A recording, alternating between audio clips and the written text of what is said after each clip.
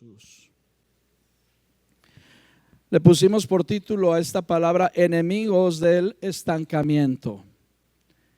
Enemigos del estancamiento. Y la foto ahí es representativa, ¿no?, de lo que queremos hablar, de lo que queremos compartir en este mediodía. Sabes que Dios es un Dios que está en constante movimiento, pero no es un movimiento fortuito, al azar o a ver qué pasa. Dios siempre va hacia adelante. Su palabra nos enseña que Él siempre va hacia adelante. Y Él quiere que nosotros crezcamos como individuos, como personas, como familias. Quiere que crezcamos en todas las áreas de nuestra vida.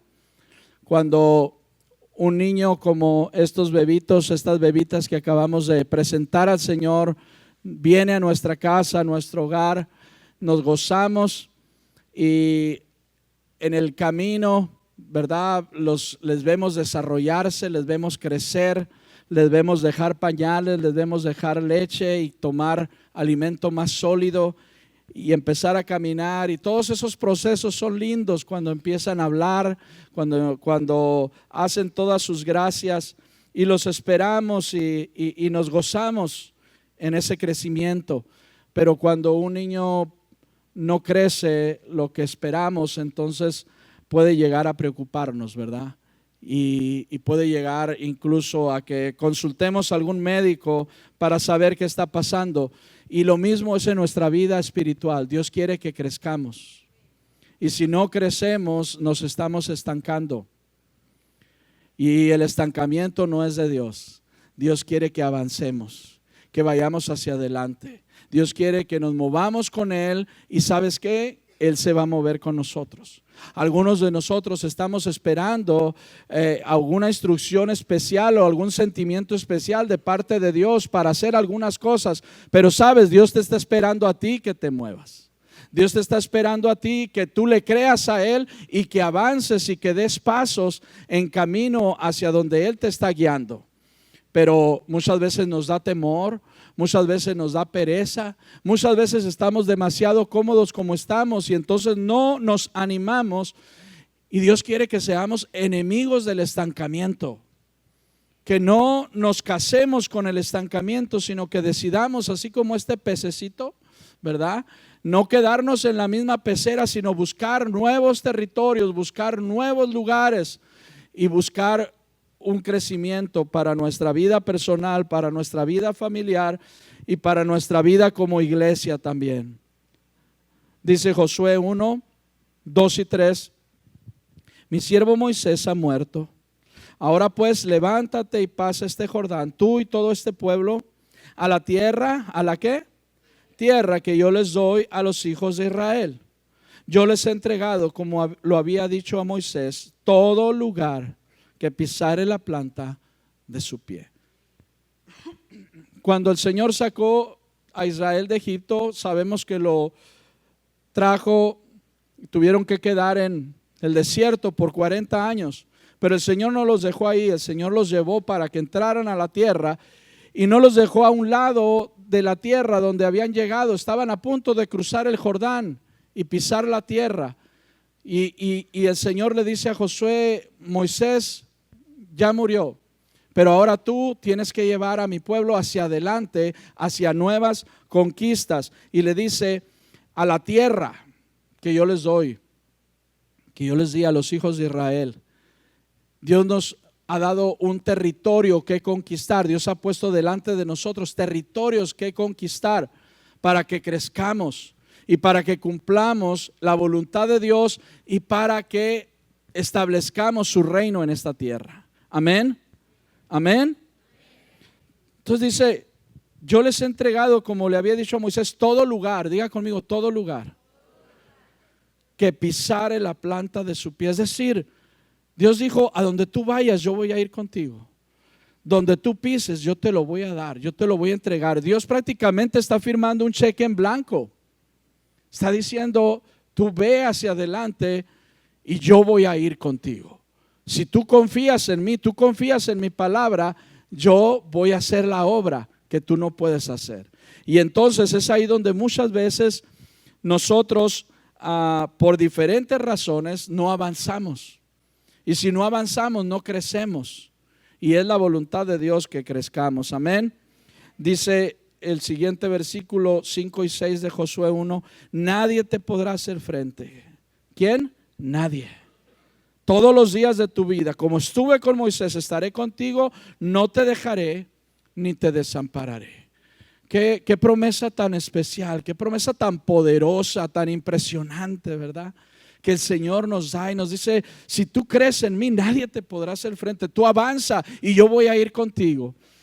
Si nosotros le creyéramos más a Dios, más cosas haríamos. Si nuestra fe fuera más robusta, y por eso el Señor quiere que avancemos, porque avanzando nuestra fe se va haciendo más robusta, más fuerte. El músculo de nuestra fe tiene que ejercitarse, y a veces son conquistas mínimas o pequeñas, pero el Señor va delante de nosotros. El Señor va a abrir caminos, el Señor nos va a dar la tierra que Él nos ha prometido. En los tiempos antiguos, Israel tenía muchos enemigos, pero hay 7 especiales que rodeaban a Israel, que eran los que normalmente siempre aparecen en todo el Antiguo Testamento y parte del Nuevo Testamento. Aparecen y aparecen y aparecen. Miren, son los amonitas, los moabitas, los sirios, los amalecitas, los madianitas, los edomitas y los filisteos, especialmente los filisteos. ¿Sí? La palabra filisteo en inglés la ponen así, mire, filistines. ¿Le suena algo? ¿A qué le suena? Palestinos, ¿verdad? ¿Sabes por qué? Porque todavía están. Quizás no es la misma raza, pero todavía están los palestinos pegados a Israel, queriendo destruirlos y queriendo hacerles guerra. Cuando no les avientan bombas, les avientan piedras, lo que pueden, ¿verdad? Para molestarlos, para lastimarlos. Porque estos enemigos estuvieron siempre rodeando y acechando al pueblo de Israel. Ahora nosotros no tenemos estos enemigos de carne y sangre, porque la palabra dice que nuestros enemigos no son así, sino que son espíritus engañadores que toman a las personas. ¿Por qué? Porque mira lo que dijo Jesús en Lucas 8:15 cuando explicó la parábola del sembrador. Dice: mas la que cayó en buena ¿qué? Tierra. Estos son los que con corazón bueno y recto retienen la palabra oída y dan fruto con perseverancia. Entonces fíjate cómo ahora dice el Señor Jesús: ahora extender el reino ya no se trata de territorios, sino se trata de corazones. Extender el reino se trata de que la tierra ya no está en lo que podemos ver y tocar, sino que está en el corazón de las personas. Amén. Y son esos corazones los que tú y yo, Dios nos ha mandado a conquistar para su gloria. Dios quiere que crezcamos como iglesia. Dios quiere que maduremos como iglesia en todo sentido. Pero por cada silla que tú ves vacía aquí, nos está gritando y nos está diciendo: ahí puede estar tu vecino, ahí puede estar tu amigo, ahí puede estar tu ex compadre, tu ex comadre, ahí pueden estar tus hermanos, tus primos. Pero el Señor no va a venir a hacerlo, porque el Señor te mandó a ti y me mandó a mí. Amén. Dios quiere que conquistemos la tierra. Dios quiere que no nos estanquemos, que sigamos adelante. Mira lo que dice Efesios 3, 18 al 19. Para que sean plenamente capaces de comprender con todos los santos cuál es la anchura, la longitud, la profundidad y la altura. Para que conozcan el amor de Cristo, que excede a todo conocimiento. Para que sean llenos de toda la plenitud de Dios. El amor de Dios es lo más amplio, lo más grande, lo más generoso que hay, eterno. Y tiene estas 4 dimensiones, ¿verdad? De anchura, de longitud, de profundidad, de altura. Y en esas 4 dimensiones Dios quiere que crezcamos también. Dios quiere que crezcamos, cada uno de nosotros, en profundidad, porque Dios quiere que tengamos raíces. Dios quiere que nuestra fe sea firme. Si un árbol tiene raíces superficiales, ese árbol con cualquier viento se derriba, se cae. pero si tiene raíces profundas, no podrá ser destruido fácilmente. Amén. Dios quiere que tengamos profundidad en su palabra, en su enseñanza, en su doctrina, pero también quiere que tengamos altura, quiere que crezcamos. Por eso, hermano, amigo, como iglesia tenemos bastantes oportunidades y actividades para que tú crezcas. Tenemos las casas de vida que celebramos esta semana, que son células en casas, y algunos de ustedes aún no están inscritos, registrados en una célula. Es importante que te registres. Te pusimos incluso las fotografías ahí para que tengas una relación previa de saber el rostro, de conocer quiénes son los que están en las casas de vida. Acércate, porque cada casa de vida es una oportunidad de crecimiento para ti. Dios quiere que crezcas. Y no es suficiente el domingo, es muy bueno, muy importante. Qué bueno que estás aquí, pero no es suficiente. Amén. Tienes que profundizar, tienes que crecer en estatura delante del Señor. Que nuestra fe sea fuerte, robusta, que sepamos por qué. Que tengamos una experiencia con Dios y esa la vas a tener cuando te acerques con los hermanos. Te animo, te invito, acércate a una casa de vida y asiste cada oportunidad. Nuestros jóvenes cada sábado tienen una reunión aquí y algunos de ustedes, jovencitos, no sé por qué razón, pero notamos su ausencia. El Señor quiere que estés aquí. En 2 semanas tenemos el retiro de jóvenes. Yo les platicaba en la junta de aliados. Y déjenme decirlo como lo dije en esa ocasión, ¿verdad? Yo conozco a un joven que cuando tenía 18 años estaba saliendo de la prepa, entrando a la universidad. En ese transcurso, en el mes de julio, teniendo un tanto de rebeldía en el corazón, habiendo crecido en una iglesia, pero empezando a abrir los ojos hacia afuera, le invitaron para que fuera a otra ciudad a encontrarse con Dios en una reunión donde estaban 3,000 jóvenes allí. La primera noche que llegó, el Señor lo tocó, lo cambió, lo transformó. Hace 30 años de eso y unos cuantos meses les estoy hablando de mí. Por eso yo creo tanto en oportunidades donde nos separamos de la rutina, nos vamos al campo, nos vamos a otro lugar para estar con el Señor. Tú no sabes lo que Dios puede hacer en tu joven. Tú no sabes lo que Dios puede hacer en tu hijo, en tu hija. Dios quiere hacerlo, porque Dios es un Dios generacional. Es el Dios de Abraham, de Isaac y de Jacob. Pero nosotros tenemos algo que hacer como padres. No lo tenemos que dejar a la deriva. Tenemos que orar por ellos, encaminarlos, estorbarles, como hemos hablado algunas veces, guiarlos, conducirlos al Señor.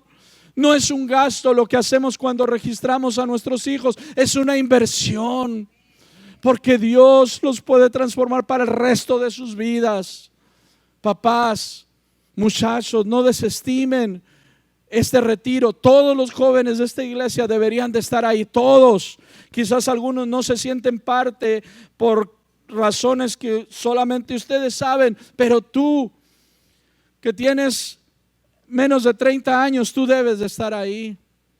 Debes de ser parte de ese retiro y debes de ir con un corazón y una actitud para que el Señor trabaje en ti, y vas a ver que lo va a hacer, y vas a ver que va a ser inolvidable para el resto de tu vida. Como hoy yo recuerdo esa ocasión cuando el Señor tocó mi vida y no pude volver a ser el mismo hasta la fecha. Enamorado de Cristo, enamorado del Señor.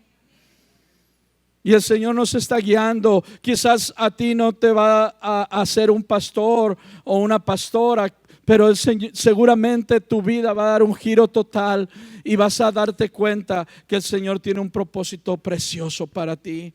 Así es que, amados, acérquense al registro y no falten a esta fiesta tan hermosa que estamos preparando, porque Dios quiere que crezcamos. Dios quiere que crezcamos en todas las dimensiones. Amén. Y luego dice Hechos 1:8, pero recibirán poder cuando haya venido sobre ustedes el Espíritu Santo, y me serán testigos en Jerusalén, en toda Judea, en Samaria y hasta lo último de la tierra. 4 dimensiones otra vez, 4 espacios, 4 círculos concéntricos.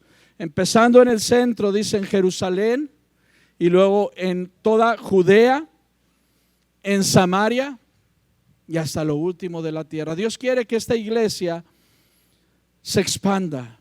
Dios quiere que cada domingo y cada oportunidad de esta iglesia esté llena de personas. Dios quiere que no solamente tengamos 2 reuniones, sino que tengamos 3, 4, 5. Dios quiere que cada iglesia bíblica en esta ciudad se llene de corazones, de personas. Porque como lo hemos dicho en otras ocasiones, no somos los únicos ni somos los mejores quizás, pero queremos hacer nuestra parte delante de Dios. Y lo que nos toca es crecer. Crecer internamente y crecer hacia afuera también. Amén. Así es que el Señor dijo en Jerusalén, en Judea, en Samaria, tenemos que mirar hacia afuera. Cuando el Señor nos impulsa hacia afuera es que tenemos que dejar de mirarnos a nosotros mismos. Porque todos tendemos a mirar nuestra necesidad y a pensar solamente en nosotros, pero Dios quiere que pensemos también en otros. Amén. Es una señal de madurez cuando empezamos a pensar en otros. Es una señal de madurez.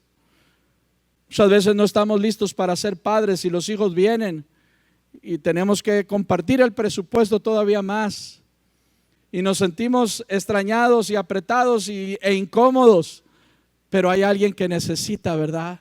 Ese presupuesto, esa parte de nosotros. Hay alguien que necesita nuestro tiempo. Hay alguien que nos llama en la madrugada. Y entonces a veces a fuerzas empezamos a madurar. Pero Dios quiere que como iglesia maduremos. Por eso yo te quiero animar e invitar para que conscientemente tu corazón, dice la palabra, dice el apóstol Pablo, el amor de Cristo nos constriñe. Debe ser el amor el que nos lleve. Debe ser el amor el que nos impulse. Debe ser el amor el que me haga hablarle a los demás, atraerlos aquí, atraerlos a Cristo. Amén. Y yo sé que esta palabra no es muy amenera, como digo, ¿verdad? No van a estar diciendo mucho amén, amén, amén. Pero yo sé que es necesaria y yo sé que es importante, yo sé que es palabra de Dios. Porque se trata no solamente de pensar en mí, sino de pensar en los demás. Ya ven que no es muy amenera. Y déjenme centrarme en una historia muy interesante que está en el Antiguo Testamento, específicamente en 1 Samuel 14. Y dice: aconteció un día que Jonatán, hijo de Saúl, dijo a su criado que le traía las armas: ven y pasemos a la guarnición ¿de dónde? ¿Quiénes eran los filisteos, dijimos? Enemigos, sí, esos palestinos que siempre están queriendo destruir al pueblo de Dios. Dice que está de aquel lado y no lo hizo saber a su padre. No nos dice la Biblia por qué no lo dijo Jonatán, porque Saúl era el rey y no se lo informó. No sabemos si fue un descuido, pero a mí me da la idea de que fue a propósito y ahorita vamos a ver por qué. Porque dice el siguiente versículo: y Saúl se hallaba en el extremo de Gabá. ¿Dónde estaba? Debajo de un granado, dice, que hay en Migrón. Y la gente que estaba con él era como 600 hombres. Dios le dijo a Josué que tenían que conquistar la tierra. Y Josué hizo su esfuerzo y Dios los ayudó, pero no pudieron conquistar toda la tierra ni sacar a todos los enemigos. Vamos a decir así que lograron hacer como un 70% de la tarea. Pero ¿saben qué? Ahí no se quedó todo. Dios no les dijo, bueno, así está bien, ¿verdad? Quizás si Dios hubiera sido mexicano, ¿verdad? Un 70, pues está bien así, ¿verdad? Ahí déjalo, ya párenle. Sí, pero Dios no es mexicano como nosotros, que llega al 70 y ya. Sino que Dios les dijo cuando murió Josué, les instruyó a los demás, a los que vinieron después, les dijo: ustedes continúen la obra, sigan conquistando. Y murieron ellos, y Dios les dijo a los otros: sigan conquistando, sigan conquistando. conquisten más territorios, ganen más tierra, porque Dios quiere establecer su reino. En aquel tiempo era territorio, en este tiempo son corazones. Y Dios quiere seguir estableciendo su reino en el corazón de las personas, pero ahora nos quiere usar a nosotros. Amén. Y entonces dice que en un tiempo crítico, Saúl, en lugar de estar buscando la manera de conquistar más territorio y hacer la voluntad de Dios, dice que está debajo de un granado, acostado. Yo lo puedo ver ahí acostado, quizás con un coco y una, sí, así con una, le ponen una florecita así, ¿verdad?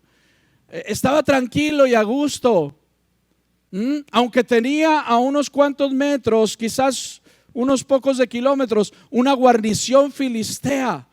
Los enemigos estaban acechando para destruir al pueblo de Dios, pero él estaba debajo de un granado. Y dice que Jonatán se escabulló de ahí, se hizo a un lado de ahí, se salió de todos los demás peces de la pecera y caminó hacia otro lado y dijo: yo no puedo estar quieto, porque Dios quiere hacer algo y yo tengo que hacer algo, yo tengo que moverme. Amén. En estos tiempos como iglesia, gracias a Dios que la iglesia ha crecido, pero no hemos crecido en proporción a las ciudades.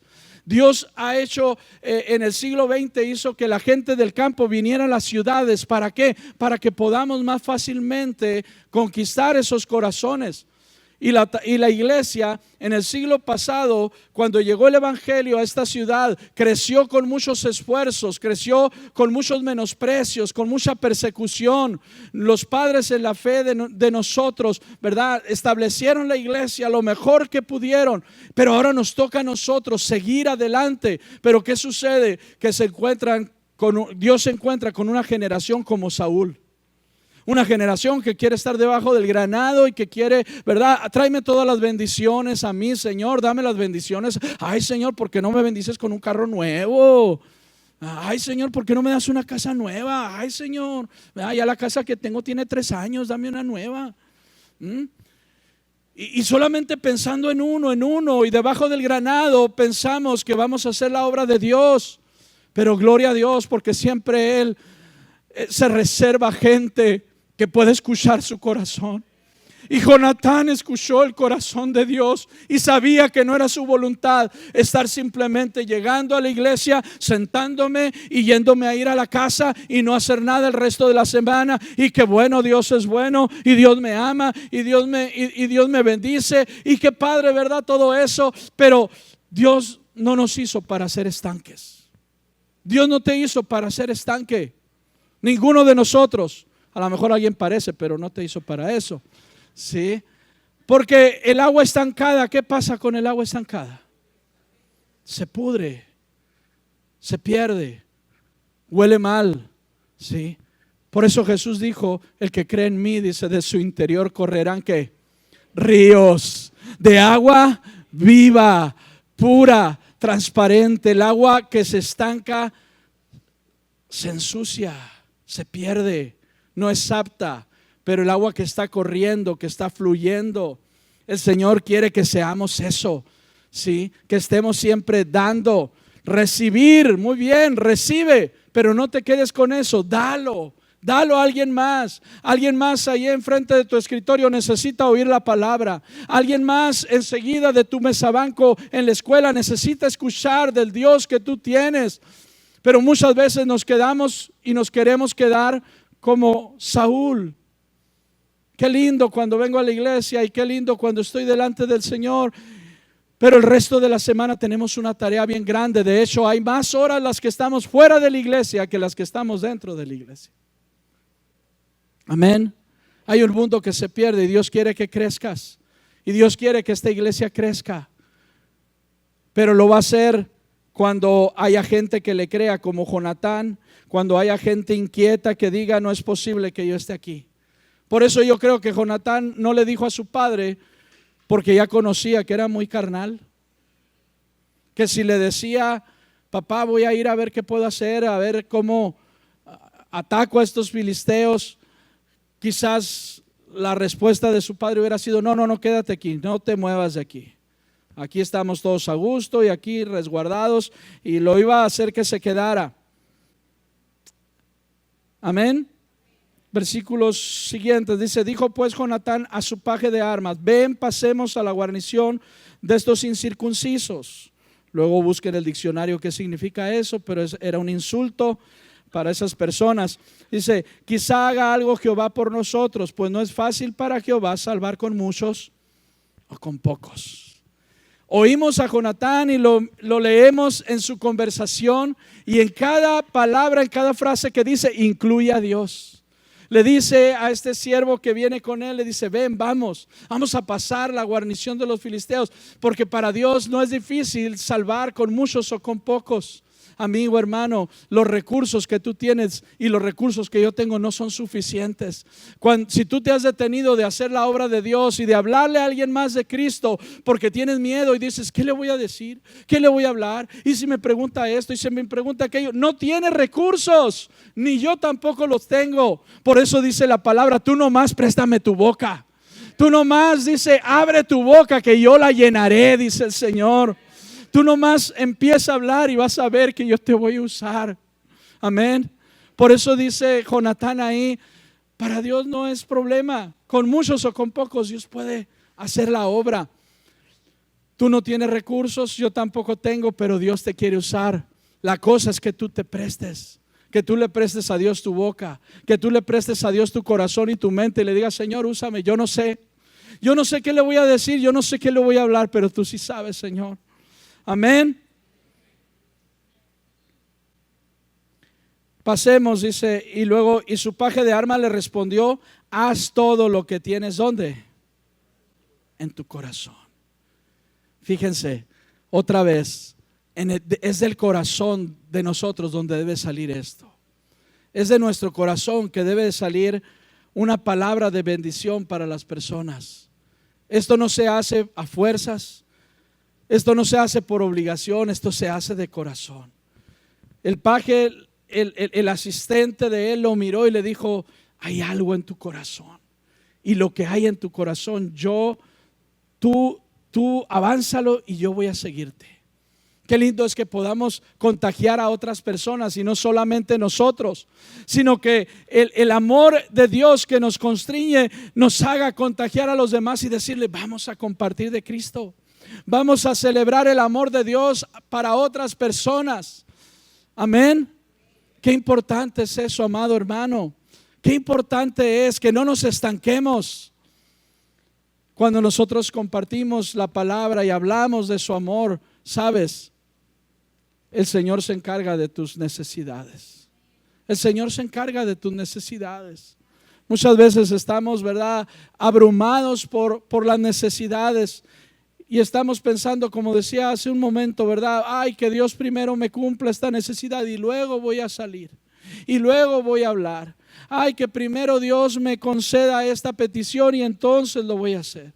Pero así no funciona con Dios. Dios dice: obedéceme. Dios dice: haz mi voluntad y yo me voy a encargar de tus necesidades. Amén. Ve, le dice: pues aquí estoy contigo a tu voluntad. Los siguientes versículos dice: se mostraron pues ambos a la guarnición de los filisteos, y los filisteos dijeron: he aquí los hebreos que salen ¿de dónde estaban? Cavernas. Sí, y algunos de las tabernas quizás, ¿no? Pero fíjense, cuando nos estancamos y cuando no hacemos la voluntad de Dios, pensamos que porque estamos encerrados en nuestra casa y no nos metemos con nadie, no va a pasar nada. Pero sabes, el enemigo sí se mete. El enemigo sí encuentra ocasión. Jesús dijo: yo soy la puerta. Pero hay otro, dice, que no entra por la puerta, entra por donde puede y se mete. El enemigo se mete. A veces pensamos en esta generación, es común pensar: tengo a mis hijos en la casa, gracias a Dios no les pasa nada. Pero qué peligros hay en la casa, sobre todo si tenemos wifi e internet. Y a veces dejamos a nuestros hijos horas en la casa pensando que están muy bien y que no les pasa nada. Pero hay algo que está envenenando su corazón y su mente. Necesitamos hacer la obra de Dios para que el enemigo no nos tenga en cavernas de soledad, cavernas de tristeza, cavernas de depresión y tantas más cavernas donde el enemigo nos mete. Amén. Se burlaron los filisteos, dijeron: mira, aquí vienen estos dos, quién sabe de qué hoyos salieron. Sabrá de dónde salieron, aquí están, mira. Dice: y los hombres de la guarnición respondieron a Jonatán y a su paje de armas y dijeron: suban a nosotros y les haremos saber una cosa. Entonces Jonatán dijo a su paje de armas: sube tras mí. ¿Qué le dijo? Porque ¿qué? Los ha entregado en las manos de Israel. ¿Se acuerdan que les dije que Jonatán siempre tenía en su boca el nombre de Dios? Y primero le dice: vamos. Para Dios no es problema con muchos o con pocos, Él va a salvar. Y luego, anterior a este versículo, le dice a su paje: mira, vamos a mostrarnos a los filisteos, y si nos dicen vengan acá, es que Dios ya nos los dio. Y entonces les hacen señas y miren, salieron de los agujeros, vengan, verás, les vamos a decir una cosita. Y dijo Jonatán: esa es la señal, Dios ya nos lo dio. Estaban debajo de una pared de piedra, de una montaña de piedra, no sé, no nos dice de cuántos metros, pero dice era un peñasco agudo. Y entonces Jonatán podría haber pensado: pues está bien alto y luego bien empinado, ¿y cómo le hago? ¿Cómo le hacemos? Pero para el hombre de fe no hay limitaciones. Dice la Biblia que con manos y con pies se subieron escalando los dos. Vamos, les dijo. Subieron hasta donde estaban. Entonces, ¿qué nos enseña esto? El Hijo de Dios, el que no se estanca, el que le cree a Dios, el que sabe que Dios nos ha mandado por un mundo moribundo, por un mundo que está pereciendo todos los días, no tiene límites para ir por alguien que está necesitando de Dios. Amén. Inventa algo, hermano, haz algo, pero ve por los que no tienen a Cristo. Todos los días mueren personas en esta ciudad, alrededor de ti, alrededor de mí, que necesitan a alguien que les dé el mensaje. Todos los días se van al infierno sin Cristo.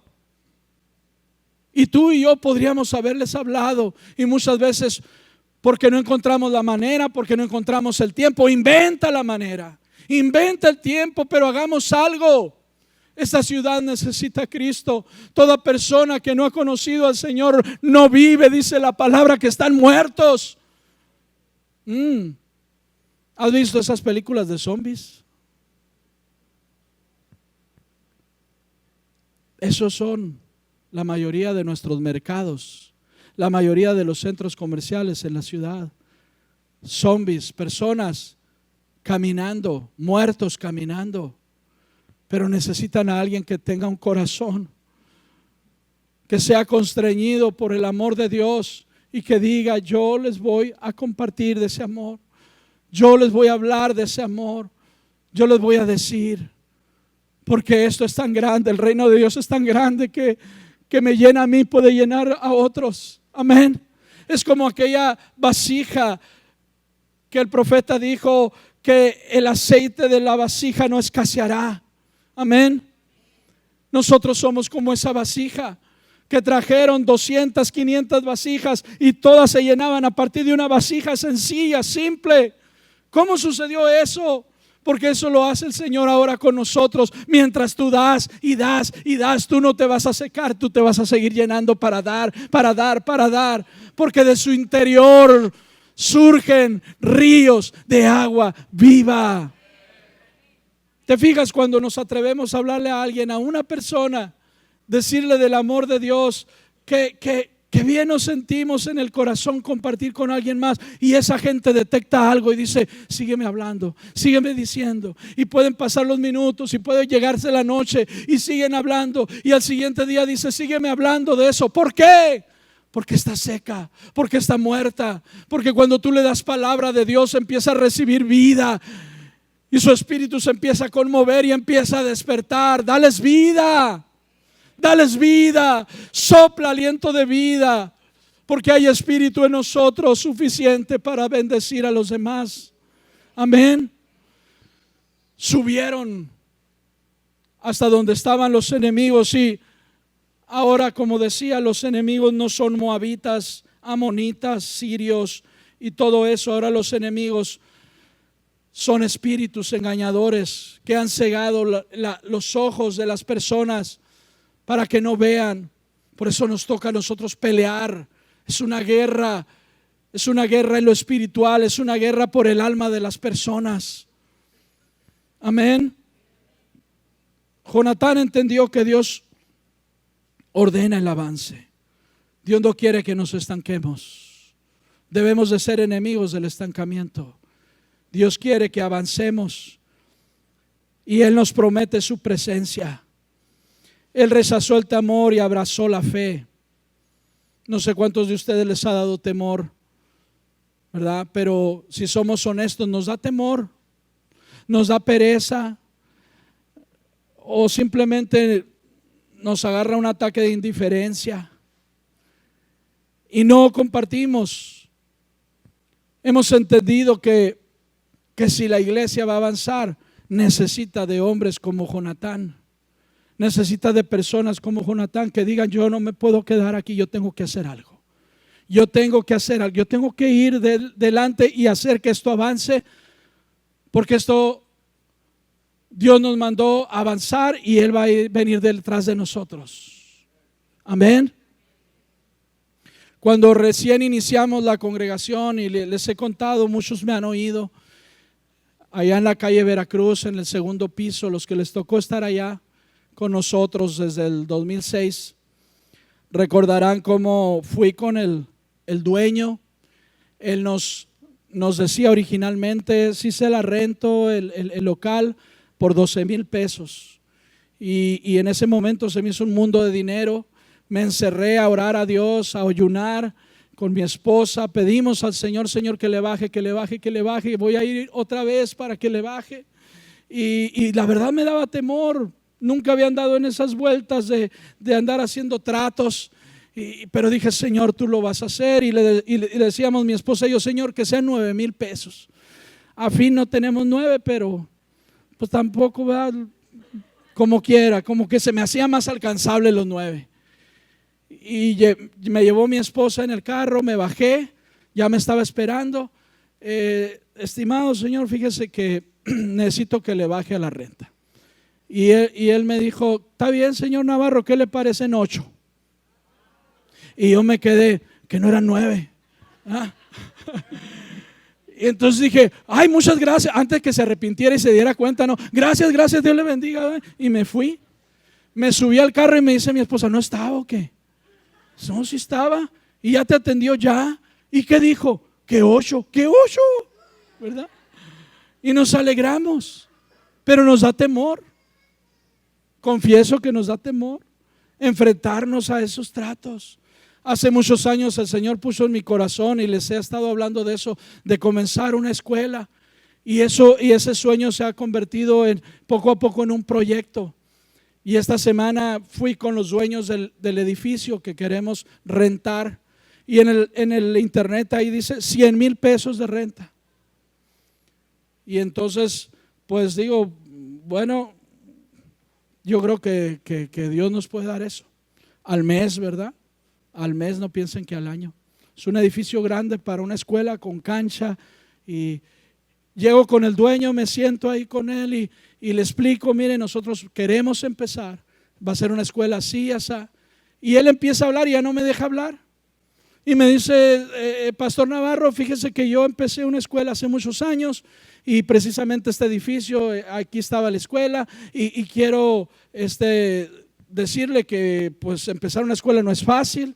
Usted va a necesitar mucha ayuda, así es que yo le ofrezco que usted me diga, aquí están los planos, usted dígame cuántos salones necesita, cuántos mesabancos necesita, qué es lo que necesita ocupar, y en base a eso nos ponemos de acuerdo a ver cuánto va a ser la renta. Y el año que entra, pues todavía la escuela va a estar ahí queriendo, porque yo sé de esto, y entonces ya nos ponemos de acuerdo para el otro año. Y todas las cosas que yo había pensado, si me entra por aquí, lo voy a decir por acá, y todo me lo empezó a decir a él, y mejor todavía. Porque cuando tú te mueves, Dios va delante de ti. Amén. Lo mismo sucedió con este edificio. Cuando sentimos en el corazón movernos del lugar para tener un lugar a nivel de calle y más amplio, el mismo dueño de los 8,000 hicimos un trato también, y Dios nos ha sostenido. Dios quiere establecer su reino.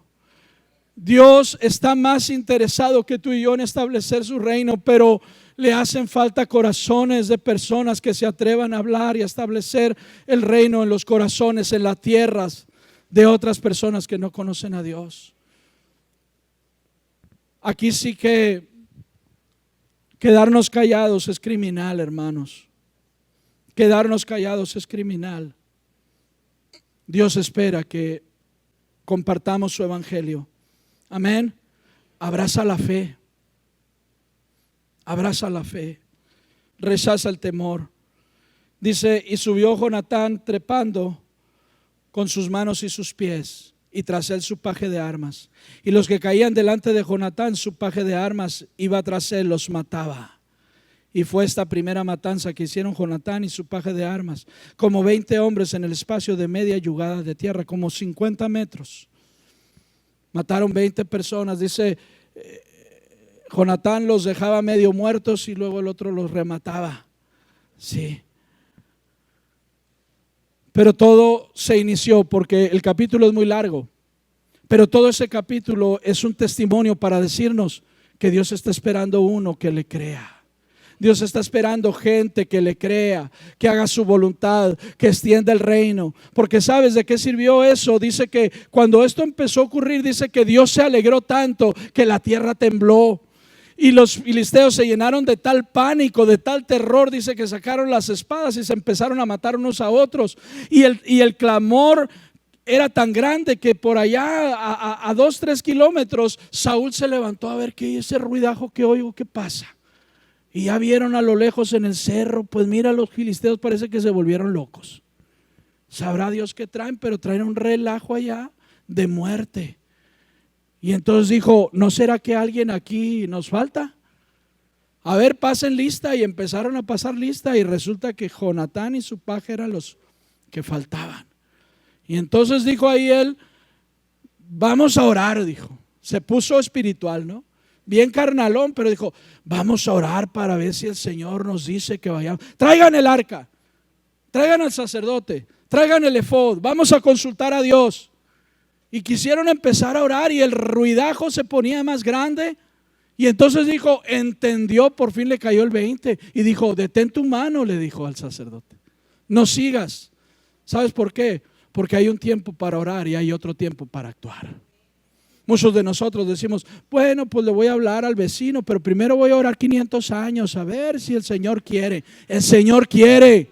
Para eso no necesitas orar, porque el Señor ya lo expresó en su palabra, que Él quiere que vayas, que Él quiere que le digas, que Él quiere que expreses su evangelio a los demás. Para eso no necesitas orar. Y luego les dijo Saúl, ¿saben qué? Nadie va a comer, todo el mundo en ayuno, porque somos muy espirituales, nadie coma. Dice que se desfallecían de hambre. Y cuando el ejército filisteo salió en estampida corriendo, Jonatán y su paje pasaron detrás de ellos y dijeron, bueno, pues los seguimos, y ahí se van. Pero estaban tan débiles que no podían seguir. Entran en un bosque y dice que encuentran miel por todos lados. Qué hermoso, ¿eh?